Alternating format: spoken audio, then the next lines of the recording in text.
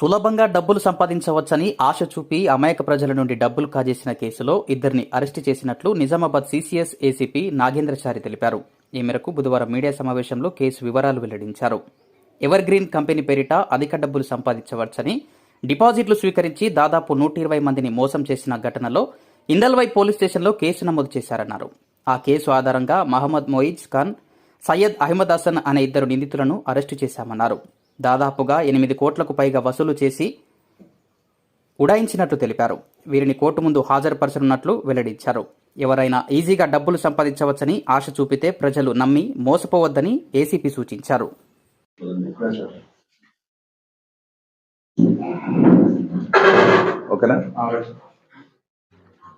నిజామాబాద్కు చెందిన మహమ్మద్ మోయిన్, ఈయన software engineer. తర్వాత ఇతని ఫ్రెండ్